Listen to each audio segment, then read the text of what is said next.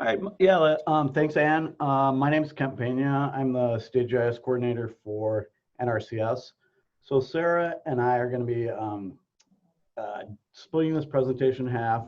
I'm going to deal with sort of the front end part of the DEM processing and some of the conditioning and hydro stuff, and then Sarah will be focusing on the practice siting portion.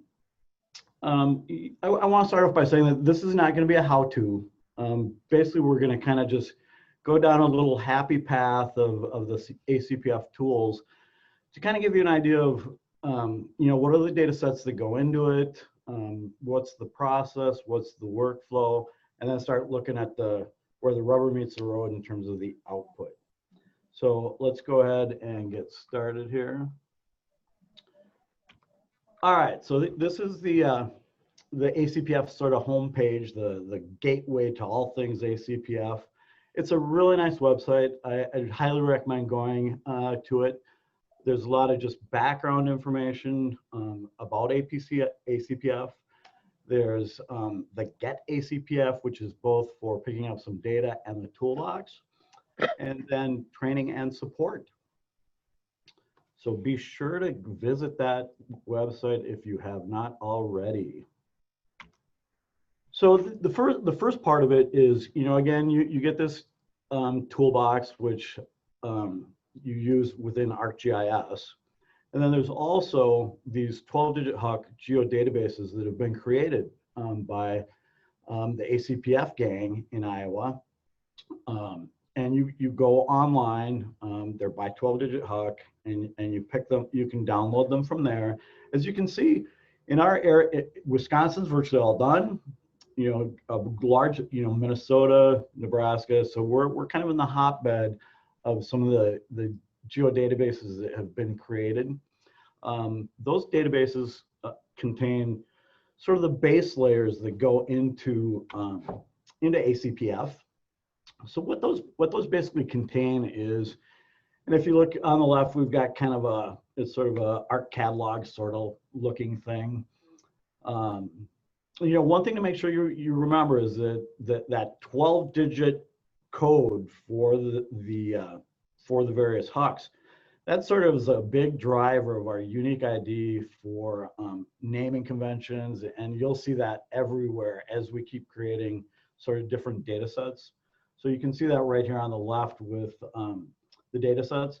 So again, at the top level, we've got the ACPF geodatabase, and inside that it contains a number of sort of packaged up data sets to facilitate their use within ACPF. The two at the top are the boundary, the HUC itself, and then a 1,000-meter buffer around that watershed. Then as we go down, another really important one is what we call field boundaries. It's basically the 2005 Common Land Unit from FSA, Fields and Tracts. The one in 2005 was the one that was available for public domain. So that's sort of driving sort of the land units that things get summarized by, and they're sort of logical chunks to keep track of stuff, because that's how people farm land use line cover. Then we have the GSERGO raster soil data set, which it automatically, it grabs that chunk and it's already ready there for you in the geodatabase for use. And then as part of, then there's a number of tables. The first one, the LU6, that's land use cover, and I'll get back to that in a second. The next three are various tables that can be joined to the spatial soils related to soil profiles, surface horizons, and surface texture. And then down at the bottom, we've got all these years of imagery. Well, it's not really imagery, it's a raster, but it's the ag statistics crop data layer, which they run every year and classify by land use, land cover, and cropping. So that's extremely valuable, because that's used to figure out, okay, what are the crop rotations? What's being cropped here? And that's what goes into that land use table that was further up. So that's, again, that's all packaged up in that geodatabase that you pick up from their website. What's not included is, of course, the DEM, the LiDAR, and then the breach lines or cuts. We'll get into that. That's a really big deal. It's basically trying to keep the water flowing where it should. All right, so then, all right, so you've grabbed your geodatabase, you've downloaded that, you're getting going. You've got your probably a countywide or some regional LiDAR DEM that you're starting with. The first thing you do is you basically clip that DEM using the 1,000-meter buffered watershed. And that's just really important because as many of us know, those LiDAR data sets are kind of very, very large and can be difficult to work with. So that facilitates like just grabbing the chunk you need and then just working with that versus a far larger data set. You know, there are some sort of things that you need to keep in mind. The coordinate system of the DM has to be in meters. There are recommendations in terms of what your Z units should be, in terms of being an integer centimeter versus floating point centimeter or meter. A lot of that's covered in the ACPF manual. So that's a point that I make too, is if you have any questions, the training and documentation materials that David James and Mark Tomer and the rest of the staff that are put together is really, really good. So I highly recommend looking at that if you have any questions about various portions, because we're not going to cover everything. This is going to be a pretty high level overview. Okay, so that's our 1,000-meter buffer. Here we want to give just kind of a big plug for TAUDI, which it's a really robust, kind of well-documented, well-researched library of scripts for hydrological modeling. It's kind of a separate software that you have to install that ArcGIS has the ability to call. So we just kind of want to give a call out to those guys. That's been around for a fairly long time. Like I say, it's really, really stable, very robust, and well researched. It came out of Utah State University. So it does like a lot of the flow path stuff and kind of the crazy math, slope this and flow direction, all kinds of stuff through ACPF. So big thank you to the people who developed TAUDI. All right, so here's where we're kind of seeing for the first time this is what the toolbox looks like once you've added your toolbox to an ArcMap session and you're kind of starting to work. It's very linear, extremely linear. As you can see, you kind of, if you can count, you can do ACPF. You kind of start at the beginning and you start marching through. You can see kind of some of those higher level categories in terms of, you know, DEM preparation. Then we're doing kind of our stream network, getting into field characterization, then getting down into the practice siting, conservation practice siting, you know, riparian assessment. Like I mentioned earlier, I'm going to focus kind of on 1 through 3, which is sort of the heavy lifting of preparing your DEM. So we're gonna look at kind of conditioning the DEM, then creating our stream network, and then field characterization. Another thing to do, just to mention too, is that each tool can be monitored while it's running and processing, which is really important because if you start getting errors, that's where you'll find them. So you can actually get a fair amount of information out of some of the results processing information. So that's kind of just the tool. So we'll start with 1A. Okay, so 1A is, again, like I mentioned, part of the DEM preparation. It does the DEM pit fill and hole punch. It's this whole idea that once you start working with DEMs, there's a lot of work that's done in terms of filling sinks and depressions. There's a lot of discussion about how much, and I'm talking sort of more on an academic research level, like how much should you fill something because you've got true depressions. Do you not fill it? Do you fill it? But at the end of the day, for for a lot of the tools like ACPF, you have to do some filling because we're really looking after keeping that water running where it would on the landscape. So we're kind of doing that to keep the water running. So it's used basically to create an enhanced DM that kind of smooths the surface, kind of gets rid of some of the noise, maintains true depressions. That can be really important features. You do have some options in terms of how much you fill it. And again, that's where looking at some of the documentation would be very helpful to look at how much you want to fill it depending on your particular landscape and topography. So then once we do that, we're starting to look at some of the terrain processing derivatives that come out of it. You know, a lot of us are probably pretty familiar with the hillshade. You know, that's actually a really nice visualization tool that gets used a lot just to kind of help us interpret the landscape in sort of a pseudo 3D environment. The flow direction graphic doesn't really tell you a lot, but the flow direction is really important in terms of the flow direction and flow accumulation. When you start doing any type of hydrological modeling, those drive everything. It's basically how much water is going where. So based on filling those sinks and then running some more terrain analysis, we start getting these flow direction, flow accumulation data sets, derivatives, and then those lead into sort of creating a new DEM. Okay, so you've always kind of got your original DEM and then kind of a new one that you've done stuff to. So on the left, you know, we've got the flow accumulation, which is just what amount of area flows to a given pixel, which is kind of it's an interesting concept, but hopefully we'll be able to show how that works in a minute.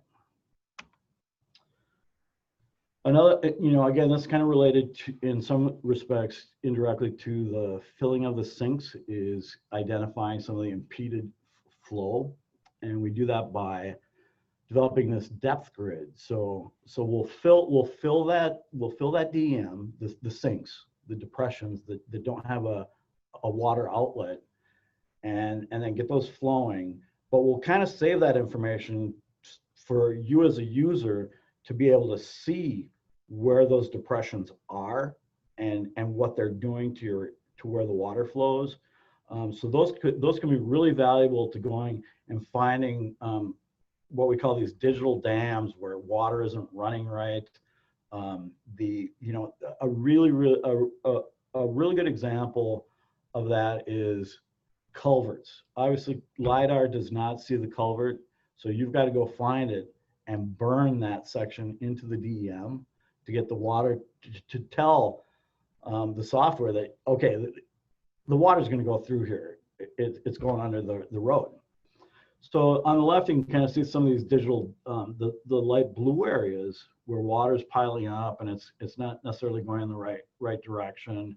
But then on the right-hand side, you can see where some cuts were put in pink, to kind of get that water flowing back under the road and through to that depressed area in the southeast corner. And I think this is one that really, this graphic I think really kind of shows what we're trying to accomplish here is, because this step is vital. This whole, and it's iterative. You kind of go back and forth, in terms of finding your areas where water is artificially piling up, finding the culverts, digitizing them in, maybe going back again, rerunning it. Oh, found another one. Here we go. Let's do this again. But starting at the upper left, A1, you can see the blue lines are there. That vertical wide area, there's no stream going through that. So like, what's going on?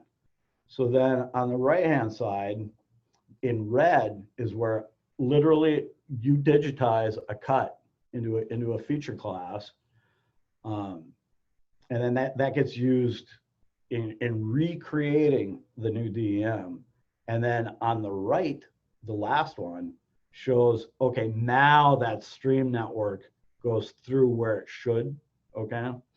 And one thing that we should be clear on is that, you know, when we talk about stream networks, it's not really kind of what you think of as in terms of a hydrographic, like hydrography or a stream network.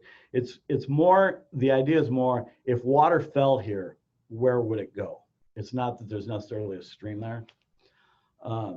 And again, the lower one's just another example of these original flow paths. Then we put the red digitized cut lines in, and then the final flow paths, getting that water running where it should go. So again, just to repeat, this process is vital. Those breach lines are then cut into that new DEM. You can create, edit, and delete them. It's an iterative process to form the correct paths. Dam lines can inhibit flow paths. That's something that I've rarely seen. I don't think I've ever done a dam line, but you do have that ability to. It's mainly like cutting through the landscape for like culverts. I'd say probably 90% of them maybe. So again, just some more visuals kind of showing you how the water is flowing before and after you put those cuts in. So on the left, we put some cuts in pink. And then on the right, you see the new DEM, where you can see where in those, all of a sudden now that it's almost been bulldozed out. That road just got busted open. Okay.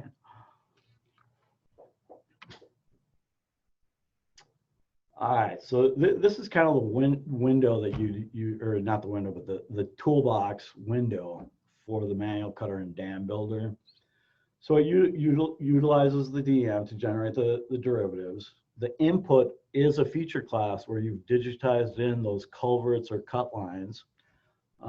Then those outputs are used. It's sort of a feedback loop of where you run it. Okay, it looks good. Oh, I found an error. I missed a few. You run it again. So like I say, it's a very iterative process, but it's really, really important. And then the exclamation mark just means that this has been run already, and that those feature classes already existed. So it's just telling you that, oh yeah, they exist. If you run it again, you're gonna override them with the new ones. The other thing that I would point out too here, this is a good window to see that whole idea of what I was talking about before in terms of the naming convention, right? So like at the top, breach lines, our HUC 12-digit number. Then going down, our DEM 0702, new DEM fill. You know, everything's got really nice standard naming conventions, so that as you're going through the tools and creating all these data sets, you know exactly what they are. It's standardized, because as you'll see, you start creating a lot of different feature classes and rasters and data sets that typically get created and then generally get used in the next tool. So it's sort of an input output, and then your output becomes an input for your next output.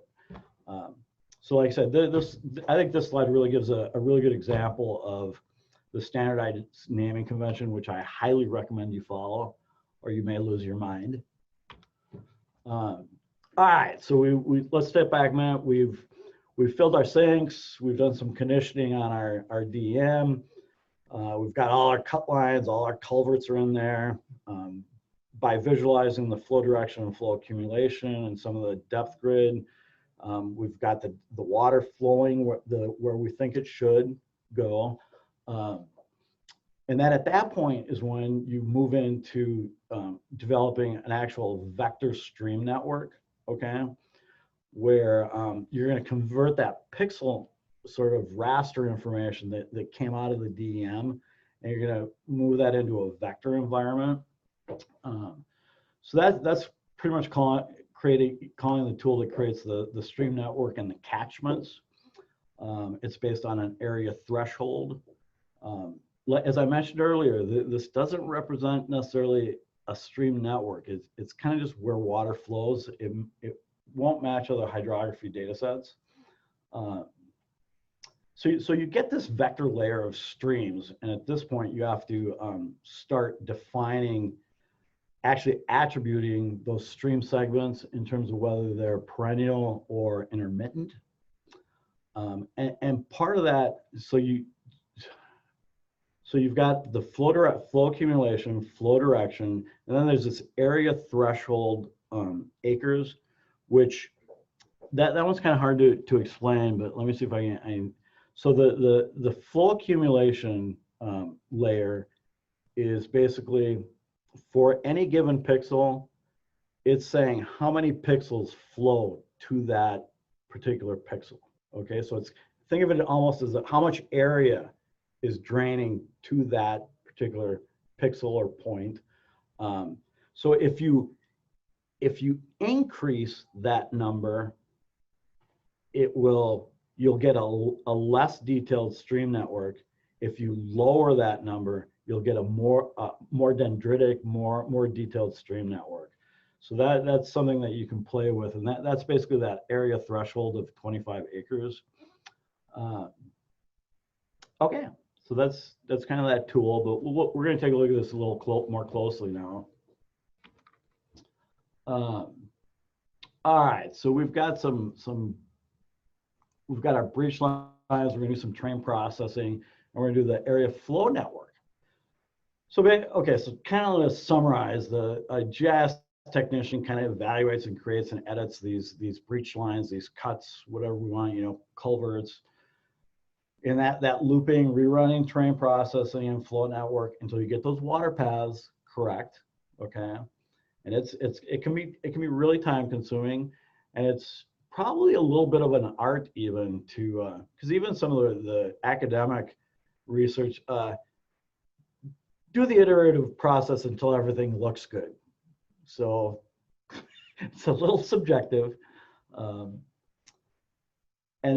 again, correcting the flow network based on aerial imagery. You've got pictometry, even Google Maps or Bing. We started using, there's a little tool that you can add to ArcMap that basically, if you click on a spot, it kicks you into Google Street View. And the interesting part is you can use that to kind of pan around and see if there's actually a culvert there. Not always, but it's been really useful sometimes. So again, and pictometry is just oblique photography. So there's some other, data sources that can assist with finding where to put those cut lines in. But the ultimate goal is basically to reduce digital dams, create accurate flow paths, and basically replicate real water flow and directions. That's really what we're after during this first phase of preparing the DEM and the stream network. That one down right here corner, that's like a drainage dish or like a drainage tile. So again, now we're going to move into, so you've created that stream network. It's a vector. We've got watersheds that have, with dense networks of drainage ditches, are really suited to that area threshold. That's typically the one that I use. And then at this point, you have to start attributing your stream segments. Is it perennial or is it intermittent? And that's the business on the right, where the red is 0 for intermittent, and the blue is 1 for perennial. And that gets used later on in terms of figuring out some of the catchments and some other data sets further down in the toolbox. And this is another step that can be fairly time consuming, I'll be honest, and it can sometimes be difficult trying to decide whether a stream segment is perennial or not. Hopefully, in some cases, for some of you, what will really be helpful is you may be really familiar with on the ground with the particular watershed that you're working with. That goes a really long ways, because oftentimes I might be working in areas that I'm just not really familiar with. I've never been there because I work statewide. So just saying that even though I'm saying some of it's time consuming, your local knowledge of your county and your watersheds is going to be really, really helpful. So stream reach and catchments rule tool 2C. So again, this is where the input area flow net needs to have a classification value for that whether it's 0, 1. You can have more than 0 and 1. You could classify if you so choose to use that stream network for other things. You might classify, zeros perennial or zeros intermittent, 1's perennial, 2 might be ditch. You could add other ones, but you've got to have that one attribute that means perennial, because that's what ACPF uses. The field selected should contain classification values that represent perennial flow segments. That's kind of what I just was alluding to. So then the outputs from this are the stream reach and the catchments. So again, looking, we've got the input of the flow direction. We've got our area flow network. We select that one for the classification value because it's going to look at the attribute table of your streams to see, okay, here are the ones that are my perennial, that these are the ones we're going to use. Then there's some other optional stuff that you can do in terms of pour points. And then, like I mentioned, the output is the stream reach and the catchments. And see that really nice naming convention? You know exactly what everything is. All right, so here are the results. Okay, so on the left is basically just our perennial 1 stream segments. And then on the right are the catchments that were delineated based on that.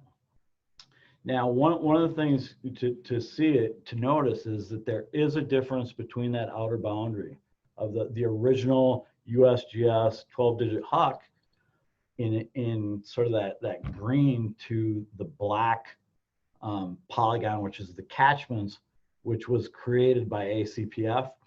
The reason for that is that, the USGS 12-digit HUCs were predominantly created by digitizing from 24K contours, 24K topo maps.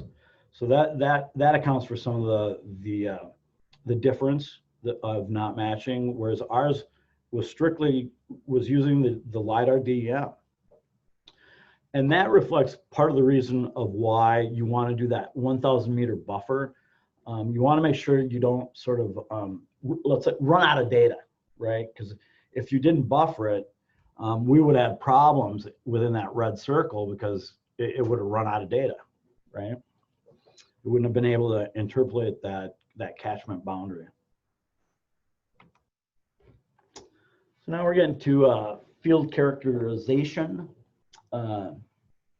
This one is, now we're getting into some field by field slope statistics, okay?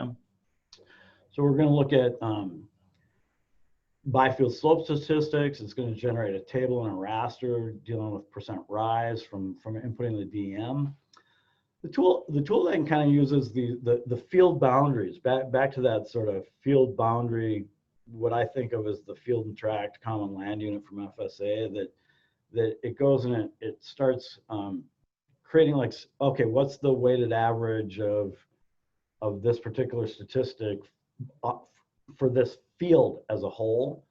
So it makes it a lot easier to sort of visualize and sort of get rid of some of the noise and kind of look at things at sort of the field level, which is really kind of when you start looking at doing conservation practices and just agriculture, it's that field level is sort of the building block chunk of how we think of things. So I think that is really, really helpful. So like I mentioned, the first thing is that it outputs a slope table and a slope raster, which we'll look at here. So again, like I said, on the right, you've got the slope raster, which is just slope at a pixel by pixel basis. But then by running it through that previous tool, basically you're taking a field boundary and for all the pixels within that, you're going to summarize it for the area within that field. So basically, so this field boundary NDID, that's the unique ID for a field. And then here are the statistics for it. It'll give you the average slope. It'll give you okay, what's 75% of the slope? What's the percent slope less than 1? What's the percent slope 1 to 2%, 2 to 5? So then you can start symbolizing it and visualizing it in a much more effective way that's more meaningful. So that's the slope table. And that slope table, like I mentioned, you can join that back to the field boundary data set, which is what we're seeing right here. And right with this, we only have some of the higher average slope values symbolized. So we've basically got like 4.5 to 7.5%. You know, you can see the sort of a classic stoplight map of yellow, orange, red. Okay, so the reds are higher, steeper slopes, right? Which is pretty important for erosion and various other things, and sediment delivery. All right, so here's where we get into one that I think is a little bit of a black box, but it's pretty cool. We're going to try and go in and see like what the possible tile drainage classification might be for the presence or absence of tiling. Here's where the G-Surgo soils layer comes in. That slope table is used. They're used to determine the drainage table. A technician would determine the condition to be used depending on the criteria. You can see and would be most restrictive, or would be most inclusive. You can set soil conditions in terms of what's the mean hydric soil percentage, how much of the field consists of poorly drained soils. So you can see that you've got some flexibility in terms of how restrictive or how inclusive you want to be in terms of how you choose to run this particular tool. And again, the output in this situation is a table.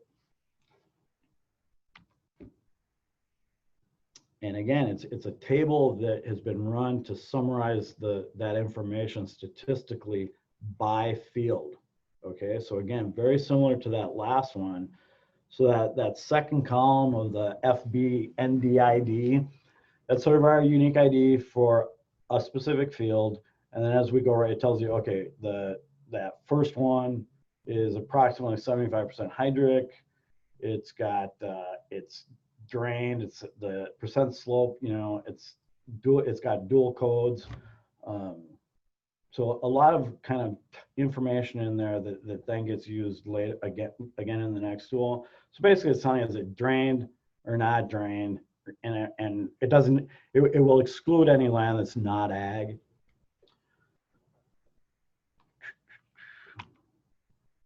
All right, so now we're going to switch gears a little bit from slope to sort of the whole distance idea to streams.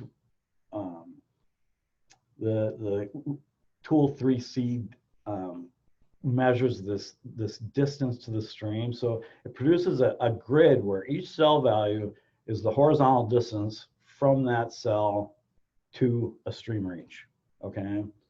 And then that, again, like I've mentioned, it's always this input output, and then your output becomes your next input.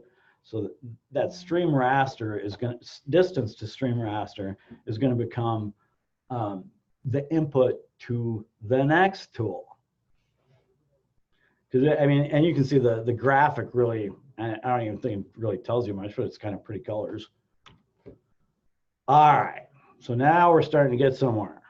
Now we're getting some meaningful where it's going to be useful. We're going to look at the runoff risk assessment, okay? So it's only going to do ag fields, agricultural fields, including pasture. As I mentioned, non-ag fields will be excluded. Again, all of this is based on the crop data layer and the original field boundary data set. And also any airfields that are found to drain completely away from the watershed will be excluded also.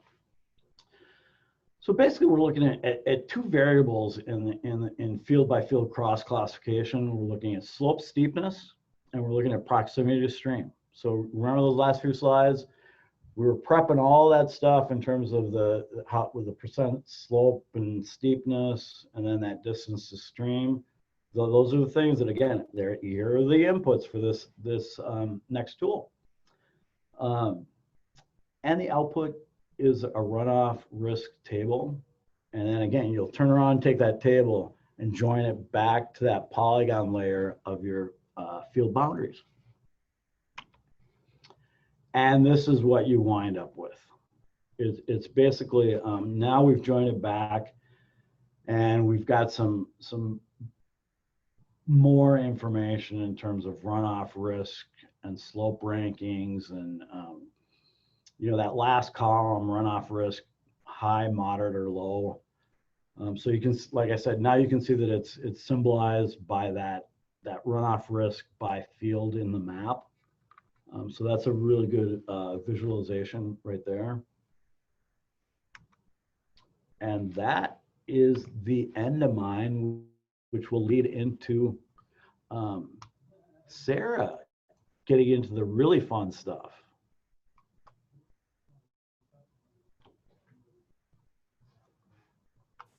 Thank you, Kent. There's a number of questions that have been coming up. Yeah.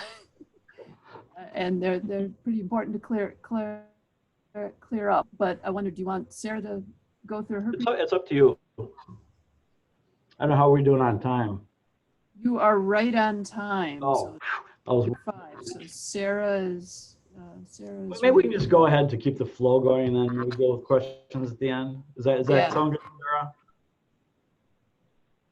Yep, Okay. that works. Well, we'll get back to all those questions because there's some good ones there.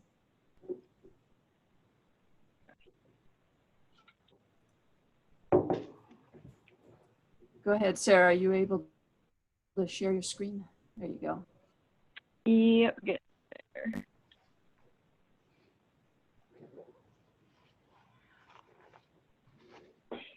Okay, so I'm Sarah Kussow. I work for Outagamie County Land Conservation Department. I'm the Watershed Planner and GIS Specialist there. So I'm going to pick up here at the Precision Conservation Practice Siting component of ACPF. So this component includes tools that cite opportunities for wetlands, drainage water management, grass waterways, contour buffer strips, and edge of field bioreactors. So the first tool here is the depression identification. This tool identifies surface depressions in the input DEM. The user has the option to limit the extent of depressions based on user specifications such as minimum percent hydric, minimum depth, and minimum surface area. So it is a good idea that when you are running these tools, when you do have different user outputs or user inputs, I should say, that you're naming those with an underscore at the end, as shown here. So that would be like the 60 here, the 30 here, and then the 0.25 here, which doesn't match up. So locations of depressions in agricultural fields may be suited for several types of conservation practices, such as an underground outlet, wetland restoration, or filter practices to treat entering tile intakes. So here we have some sample depression adjustment inputs. So the first one here is for the Minnesota Conservation Reserve Enhancement Program. So these are just sample input adjustments that you could use when you are running this tool if your watershed has similar characteristics as these areas.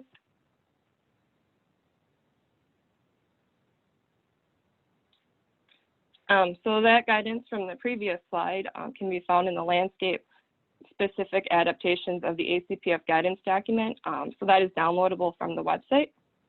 So it contains suggested user inputs for depression identification, drainage water management, contour buffer strips, nutrient removal wetlands, and WASCOBS.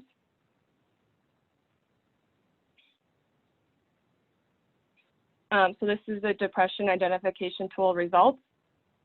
So This image in the top right with the solid blue is the depression output polygon. And this is a table that's associated with it. The table attributes include mean percent hydric soil for each depression, maximum depth in centimeters of each depression, and then it also has a depression raster output. So then each grid cell in that depth raster indicates the depth of the depression in that location and the same vertical units of your DEM.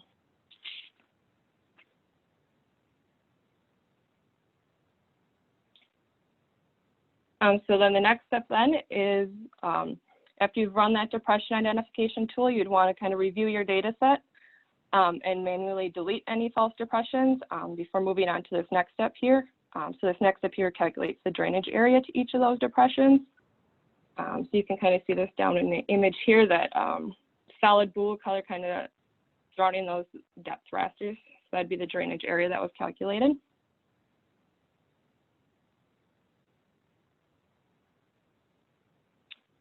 Next is drainage water management. So controlled drainage may be used on fields with flat topography, typically 1% or less slope. Drainage water management can be expensive to design and install in areas with slopes steeper than 1% because of the number of control structures required, usually increases with greater slope. So a single control gate can influence the water table in an area of a field that has about a 0.5 meter change in elevation.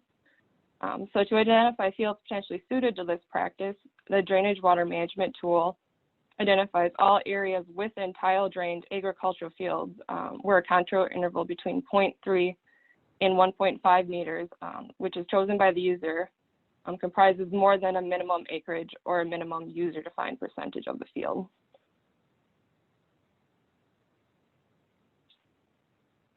So here's a suggested user input again. These are just the ones for drainage water management examples. So it is encouraged to run this as an iterative process to determine the best siting for your watershed.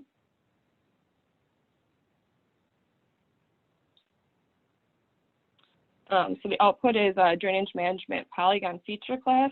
So this contains all contour zones within each field that meet the chosen criteria for contour interval and area of field.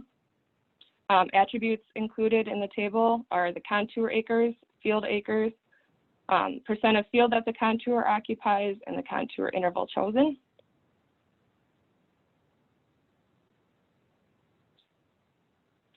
And then after that, we have the more terrain derivative. So this tool generates stream power index, specific catchment area, and topographic wetness index outputs. So stream power index is a measure of the erosive power of flowing water based on the assumption that discharge is proportional to specific catchment area. So the index predicts net erosion in areas of profile convexity and then net deposition in areas of profile concavity.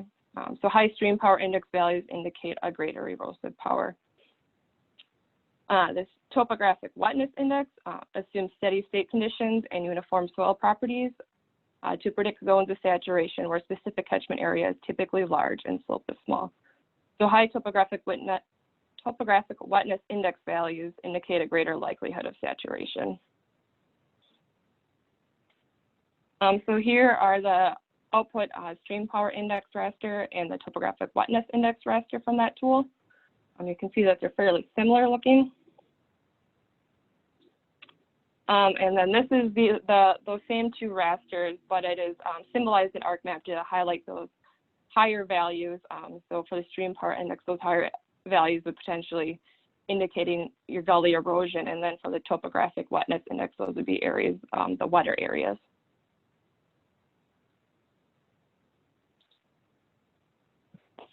So after you've done that is the Grass Waterways Stream Power Index Threshold tool. So this tool applies a user-defined threshold to an input stream power index raster. The tool requires that the user define either a standard deviation threshold between 2 and 5 standard deviations above the mean stream power index value, or just you can choose a specific stream power index value to put in there.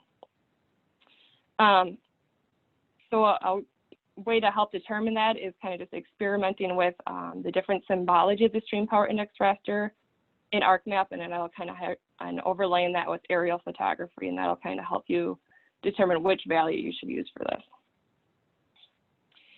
So then stream power index values that are greater than the value specified will be selected as locations suitable for grass waterways.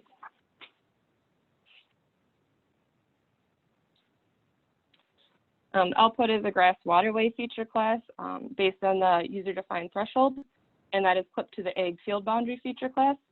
So as with most of the other tool outputs, air photo interpretation and field verification is necessary for interpreting this data set. As you can see in the red box on the slide, the area identified by the tool already appears to be a grass waterway and is not likely actively eroding.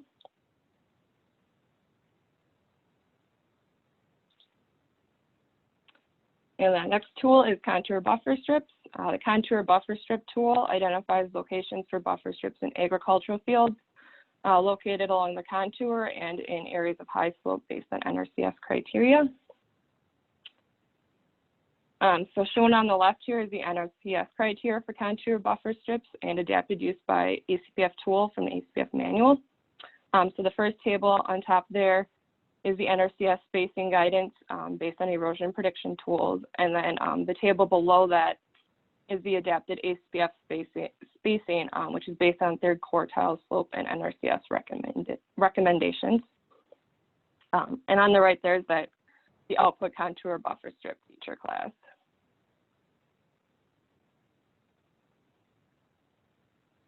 Edge of field bioreactors. So these typically comprise of a buried bed of wood chips that receive a portion of tile drainage flows from an adjoining field that reduce nitrate loads from tile drainage. The area of upstream drainage recommended for bioreactor treatment is 20 to 100 acres. So in each tile drained agricultural field, the point of highest flow accumulation within this 20 to 100 acre range is identified along the border of each field.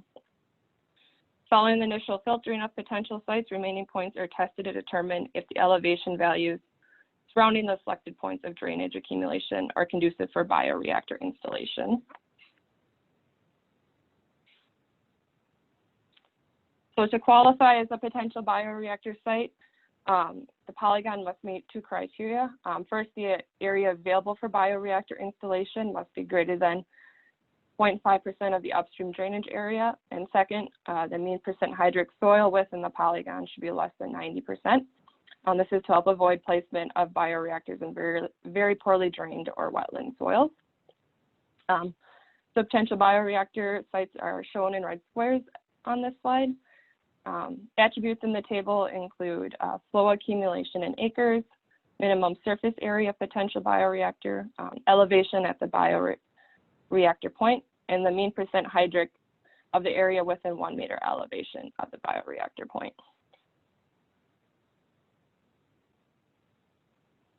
So the next component is impoundment siting. So this includes tools that cite opportunities for nutrient removal wetlands, WASCOBs, and farm ponds. The nutrient removal wetland setting tool allows the user to sample locations along collective flow pathways for suitability of nutrient removal wetlands. Candidate sites can be ranked based on watershed and wetland areas and topographic buffers. So there are default settings populated in the nutrient removal wetland tool that can be modified based on conservation planning goals and localized design considerations for constructed treatment wetlands. The table on the left here shows the default and optional parameters for the nutrient removal wetlands. On the right are examples of the suggested user inputs based on Iowa's CREP program for nutrient treatment, as well as identification of sites suitable for temporary water storage. So you can see in the second example that the wetland buffer height is increased when considering the addition of increasing capacity of the treatment wetland for temporary water storage.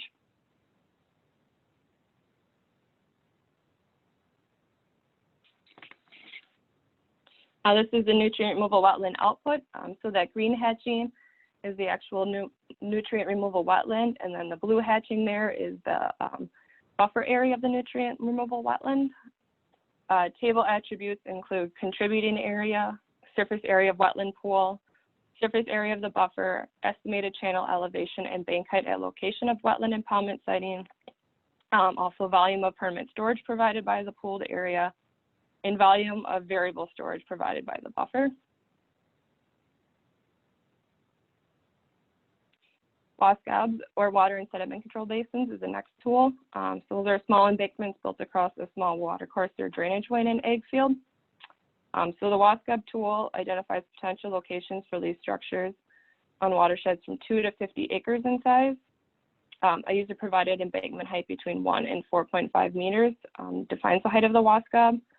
That's as measured from the bottom center of the drainage way.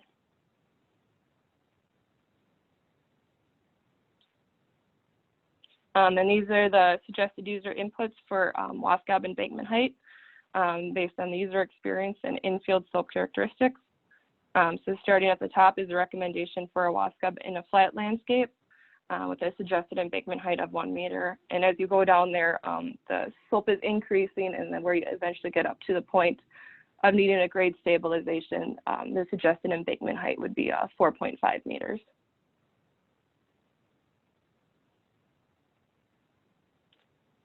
So this is the WASCOB polyline output and the table. Attributes in the table include contributing area, elevation at bottom center of drainage way, embankment height, and left bank and right bank height of the drainage way. So after running the WASCOB tool, the output layers should be reviewed, and any WASCOBs that don't make sense on the landscape, such as those intersecting a building or a road, should be manually deleted before moving on to the next step. So the next step is calculating the WASCOB basin. So this just delineates the area which would pond water upgrading of each WASCOB during times of high flow.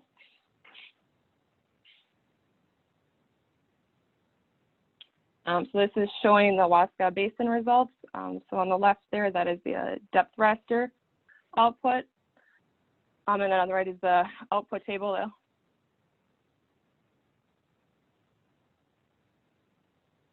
So this is just kind of showing the WASCOB polyline layer with the basin depth raster. So usually when I'm running this, it's a good idea to review it again. So those WASCOBs in the red boxes there, you can kind of see don't really have a WASCOB basin at all there. So it's kind of just another way to review and kind of remove those that don't make sense on the landscape.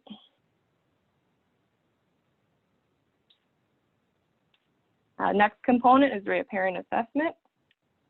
The riparian assessment component of ACPF evaluates the riparian corridor based on soil characteristics, topography, upstream drainage area, and land use to recommend buffer widths and types, and to determine suitability for riparian practices such as saturated buffers for each riparian site.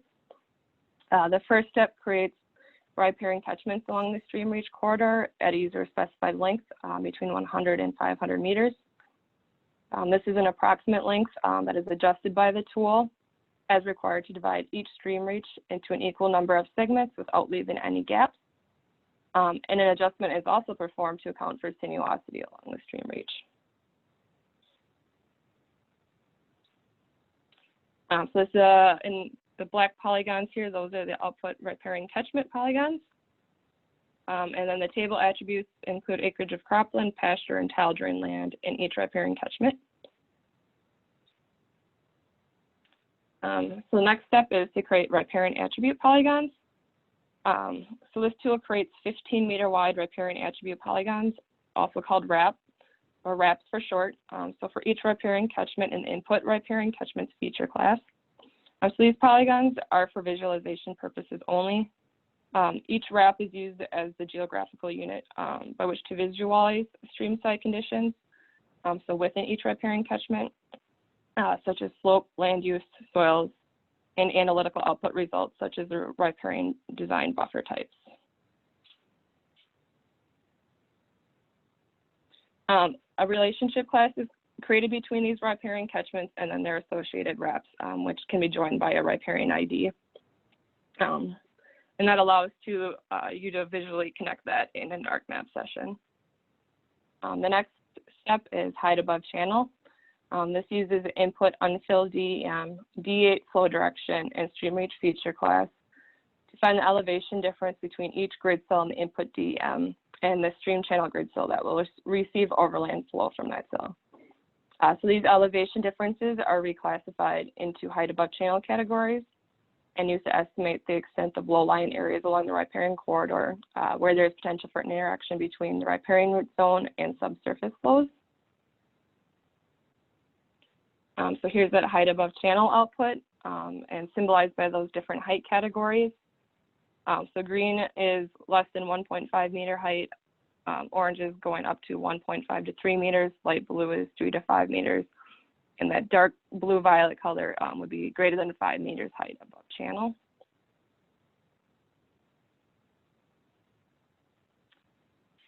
Next, the riparian function assessment. This tool analyzes two variables within each riparian catchment. One, the potential for the riparian zone within each catchment to provide denitrification of shallow groundwater, which is based on the width of the low-lying land within 90 meters of the stream. And two, the amount of drainage area passing through the riparian zone of each catchment. So each variable is ranked into high, medium, or low category, which you can see down here on this table. And a cross classification is then applied to map the relative correspondence potential runoff contributions within the extent of low-lying areas. So where water tables are likely to be shallow and subject to the influence of plant roots throughout the riparian corridors in the watershed. The results of the cross classification can be used to identify opportunities to improve riparian management by installing permanent vegetation in ways designed to intercept surface runoff, influence shallow groundwater in low-lying areas, and stabilize stream banks. So this is just another graphical representation of that cross-classification table that was in the last slide. And this is the output riparian function assessment table that can be joined to those riparian analysis polygons to that riparian ID. The table attributes include runoff rank, denitrifying potential rank, the functional classes, recommended buffer width based on NRCS criteria and ACPF guidelines. So this is just kind of the table showing the different suggested buffer width based on the ACPF guidelines, how those are determined. So based on the riparian function and the NRCS width, and that's how that's calculated. This is the output riparian analysis polygon joined to that riparian function assessment table, and then it's just symbolized by that riparian function assessment. So different colors showing the critical zone, deep-rooted vegetation, multi-species buffer, etc.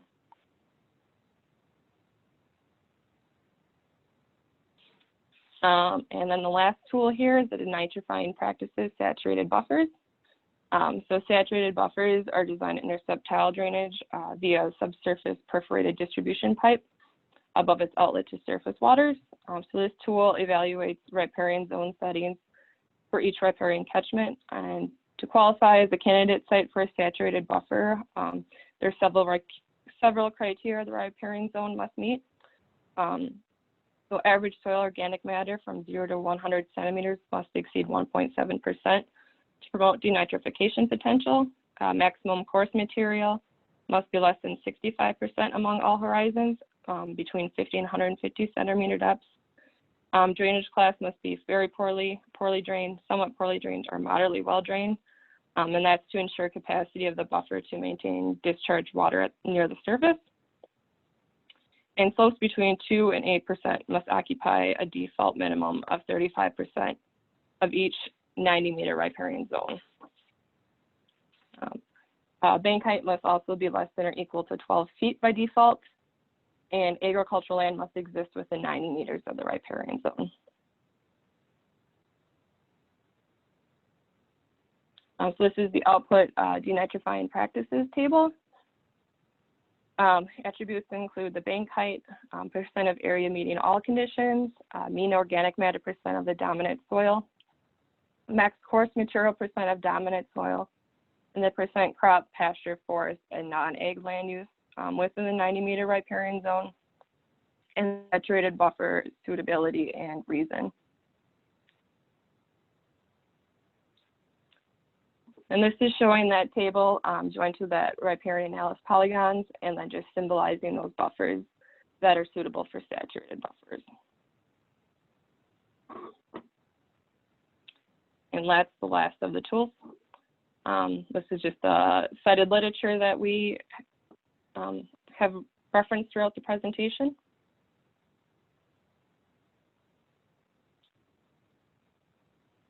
That's it. Thank you, Sarah and Kent. That was great. As I said, we have a number of questions that have come in. I've put these into that workshop Q&A spreadsheet. So if you want to follow along on these questions later, put this in the chat here quick. You're welcome to do that. So start with a couple questions about DEMs. And one question from Dane is, does the resolution of the DEM affect the toolbox? What resolution is best or worst? Well, I can jump in on that one. Yeah, that's a really good question. You know, we've struggled with, and I'm talking about NRCS, even just in general, of when we process the raw LiDAR data, the mass points, to create the raster elevation data set. We've kind of personally settled on like a 3-meter resolution that we feel is kind of the sweet spot for the various landscapes and topography present in Wisconsin. I don't think you'd want to go any coarser than 3-meter for use with ACPF. You know, David James might be able to jump in, but of course, with some of these newer and newer LiDAR data sets, you can go to finer resolution, but then that comes with processing overhead. So again, you kind of want to find that sweet spot. Personally, for a lot of our applications within NRCS, 3-meter resolution raster seems to be a good spot. And the second, this is Dave James. In the work that I've done in the past, in developing ACPF and other terrain analysis processes, and processing the statewide LiDAR for Iowa several times, we've settled on a 2-meter resolution DEM. We find the 1 meter to be, like Kent said, an increase in process overhead with no real benefit in what we see in the results. And so the 2-meter meets almost all of our needs very well. We used to use a 3-meter, but we wanted to be able to capture the actual footprint of the existing conservation practices, and we felt the 2-meter did a lot better job with that. I should mention that when I built the statewide collection for Iowa, and this is something we recommend in our documentation, is we convert our DEMs into an integer format, and we do that by multiplying the standard meter elevation Z value times 100 and turning it into an integer. So essentially we have a centimeter Z in our elevation model. And all the tools in the ACPF have the option of using a Z factor where it's required. Dave, thank you. And I wonder if you could real briefly introduce yourself. Oh, sure. I'm Dave James. I'm a geographic information specialist with the ARS, name's Iowa.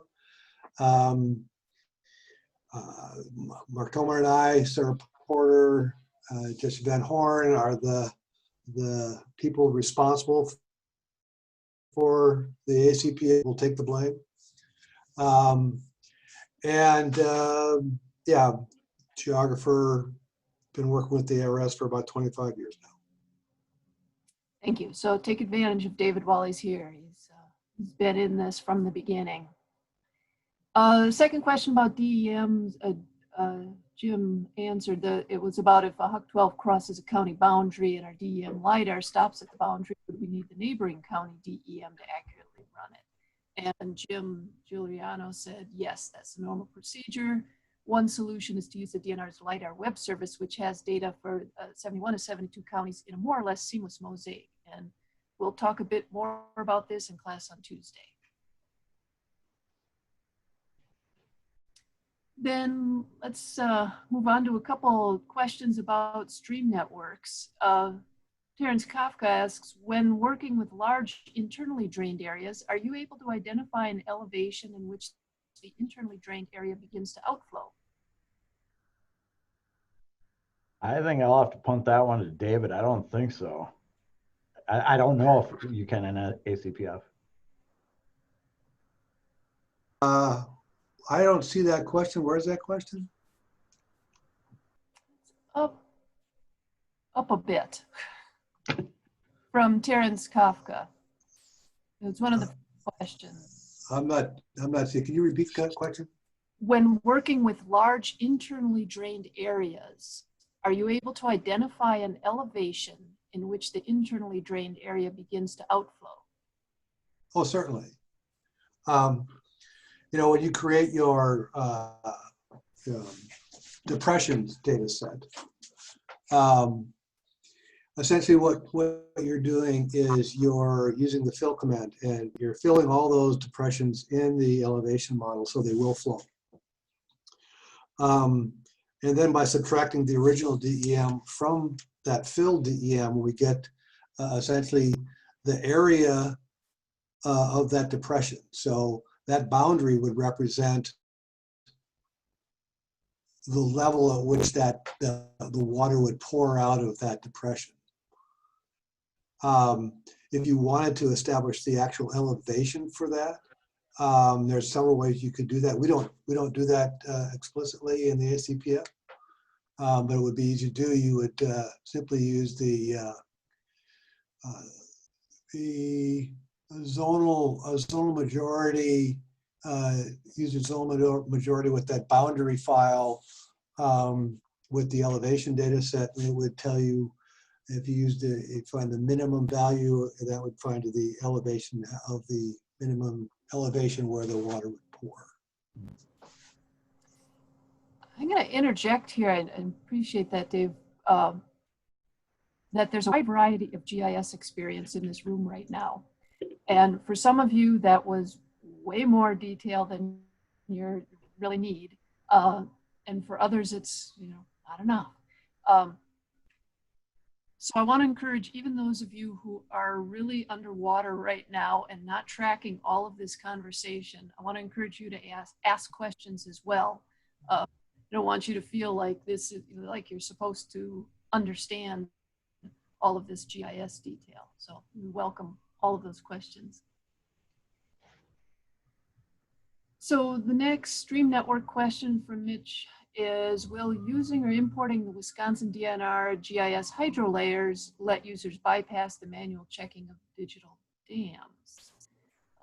And Jim G answered this already that, well, no, it doesn't, but maybe somebody wants to expand on that. Again, the 24K hydro was done a long time ago. Some parts were updated, but in a lot of areas, it really doesn't match the LiDAR very well. And it'll be several tens of meters off in a different direction, either through natural processing or, it's in the middle of a forest or something like that. And also it doesn't represent the, kind of the higher end in the stream part of the watershed. 24K just represents kind of the major intermittent and the perennial streams, and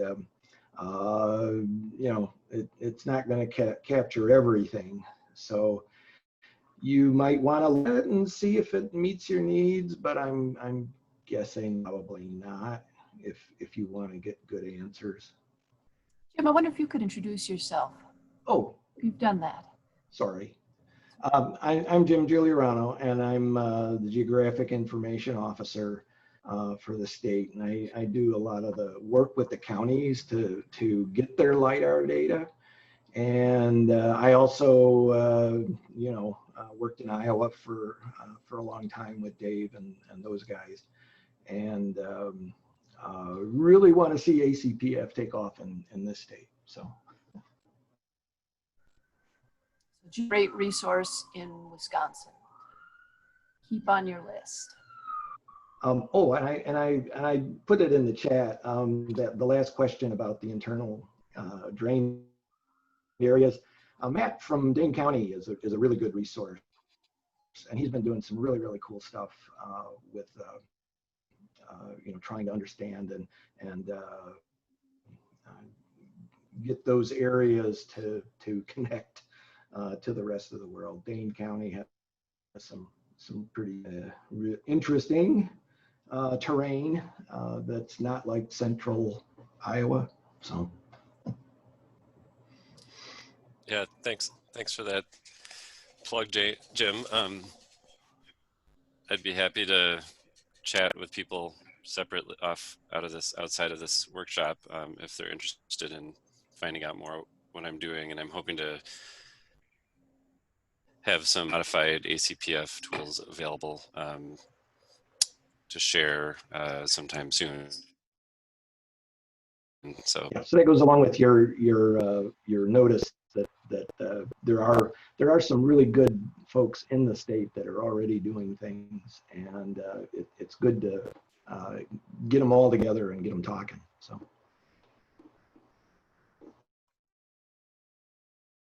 That's one workshop, is that you all come away with a list of names people to tap into.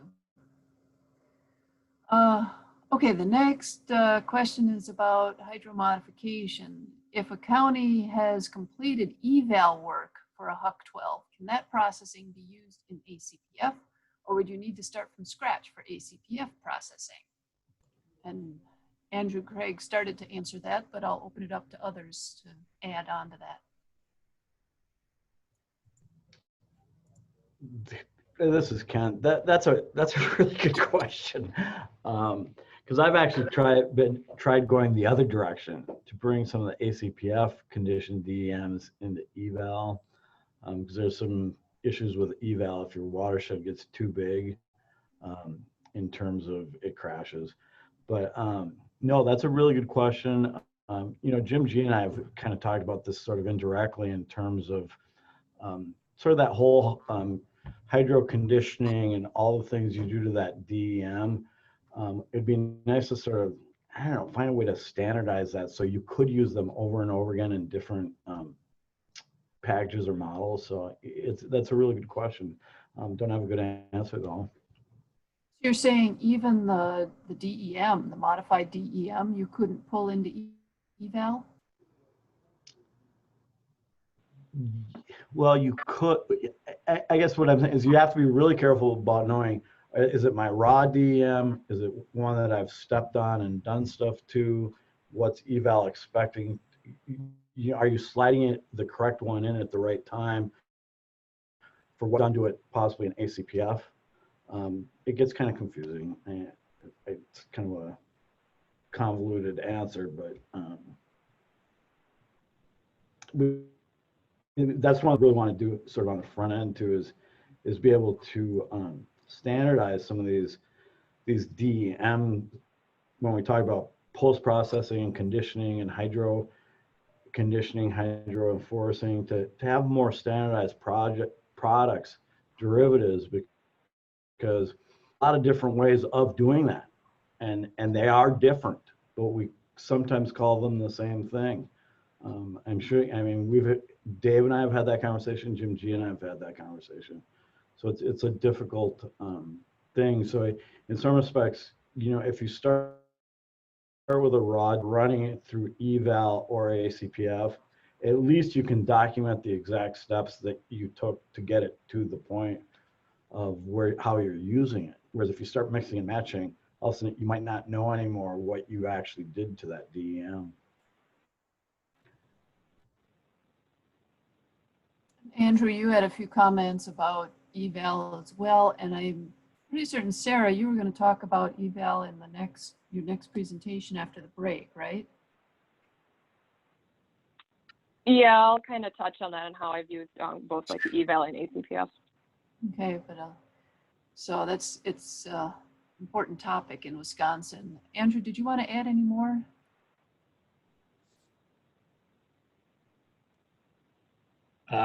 Nothing at this time. I just wanted to bring eval into the discussion. I knew it was coming up to get people, their mind thinking about those things. And they're similar tools, ACPF and eval. I think ACPF gives you a lot more interesting results and analysis more than eval can provide, particularly some of the practices that were just discussed by Sarah.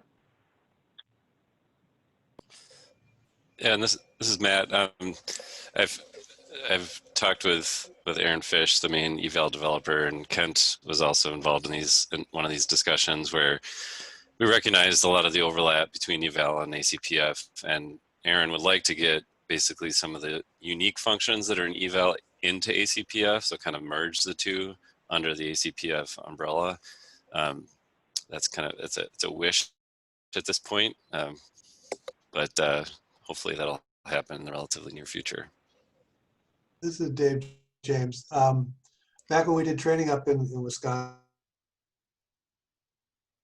and Teresa, I can't remember last name. Nelson. Yeah, Nelson, Teresa Nelson. Yeah. She was leading, or at least associated with the eval project, and we talked at length about what it might take to do just that, which is to bring some of the eval functionality into the ACPF framework. I frankly don't think it would be a major effort. Just going to take someone that's going to do both and is capable of doing a little programming to get that to happen.